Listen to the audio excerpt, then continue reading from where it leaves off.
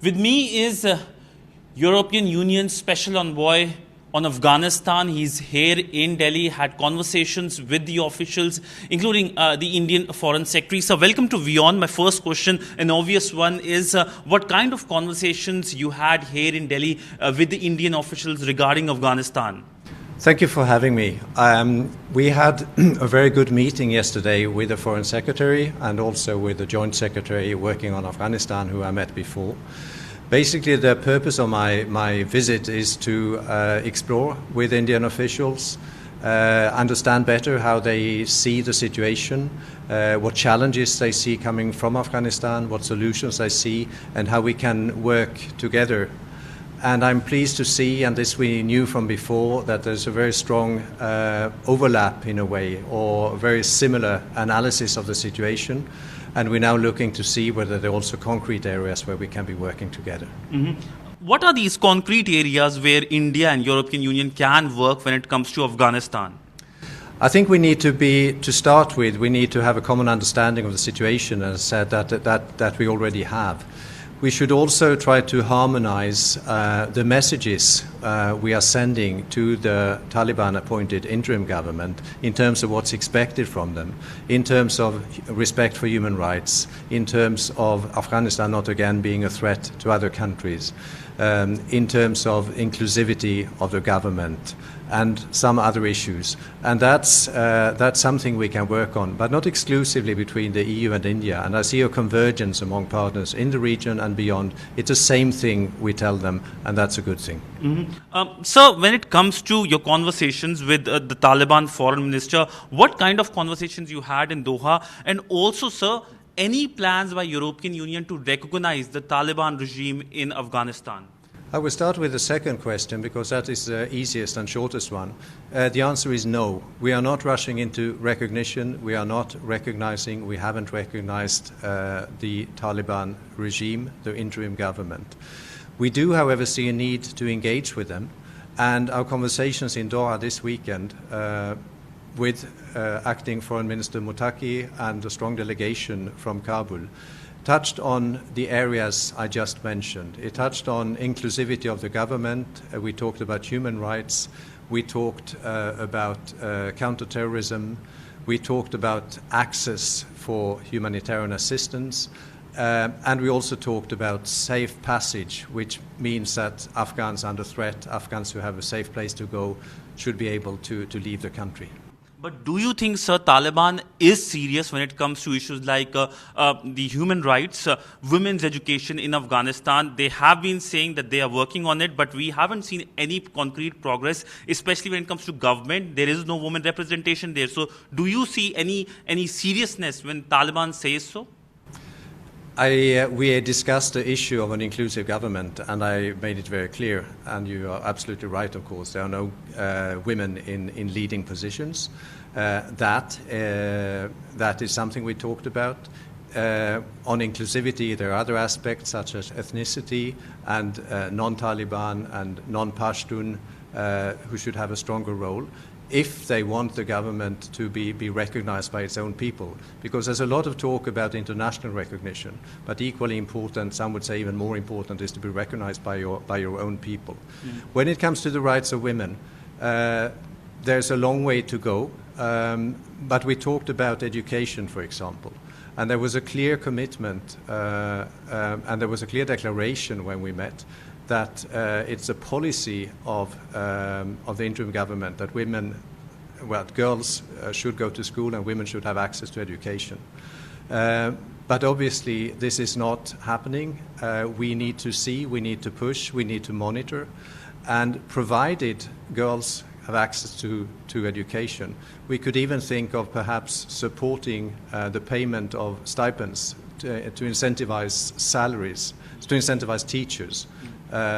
So that education can be provided. But that would only happen, of course, if girls also have access. Mm-hmm.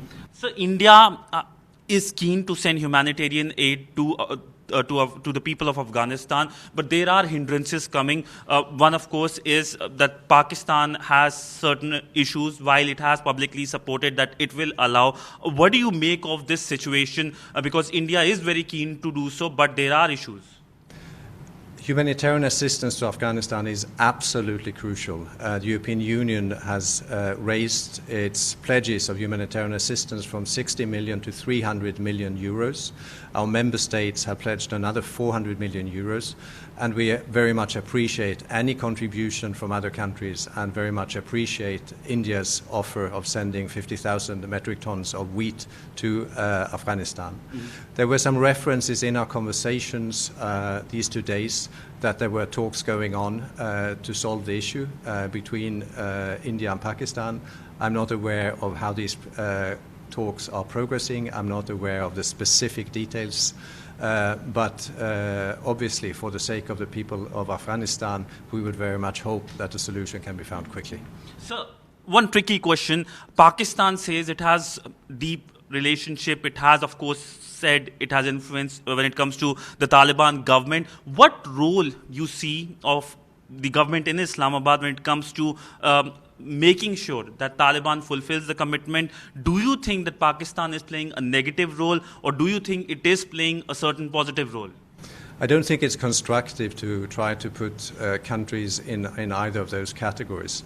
The relationship between Afghanistan and Pakistan is complex, it's long. We can talk about history, we can talk about how both countries have suffered.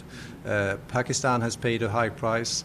It has been very clear to me today that many Indian voices consider Pakistan to also have played a negative role, but we have also seen positive elements. They have generously hosted a large number of Afghan refugees for decades at a very high price in terms of how it has affected the country.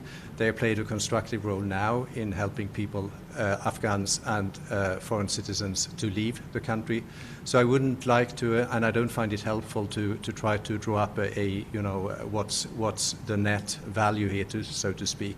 We try to work with countries, including India and Pakistan, and we see that the messaging and the identification of these messages we need to send to the Taliban are very similar. Then we all need to make progress, of course, in terms of moving from words to action. And so rather than qualifying who is playing a negative role or a positive role, I think we should look for how we can each contribute for the sake of the people and for the sake of peace and stability in the region. So my last question, since time is running out, how do you assess the situation in Afghanistan in terms of the biggest challenge in Afghanistan? Because one is humanitarian issues, which is concerning, everyone is talking about it, and what can EU do in practical terms on the ground to help the people of Afghanistan? I agree with you that short-term, winter is already in Afghanistan, and short-term, the humanitarian challenges, the humanitarian crisis is our priority concern. We already have people on the ground in Kabul. We have international humanitarian staff working day and night to make sure that our pledges of 300 million euros are translated into medicine, food, clothes, the essentials that people need to survive. And we work through international organizations, UN organizations and NGOs to make sure that this is happening, and it is. So we see fast progress.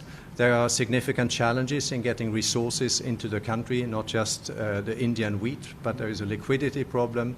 But my basic message is we never left Afghanistan in terms of the humanitarian assistance we're providing. We have worked with Afghanistan for more than 20 years, and we continue to do everything we can to help the Afghan people because our commitment to it remains very, very strong. Mm-hmm. So additionally, you just said you never left the people of Afghanistan.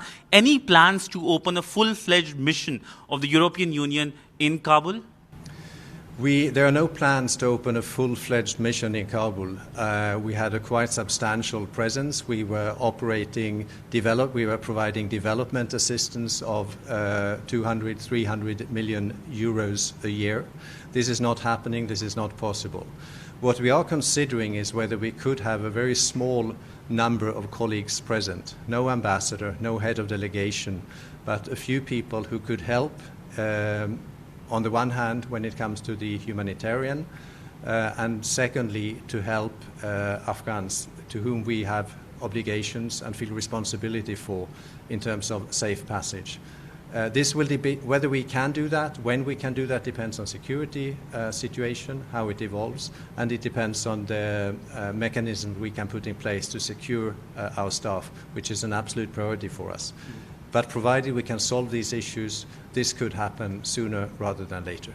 Well, thank you so much, sir, for speaking to WION. So there you have it, the word from the EU Special Envoy on Afghanistan, who's here in Delhi, had conversations and, of course, pointed out to the convergences between the two sides. With video journalist Neeraj Patel, Sidhant Sibal for WION in New Delhi.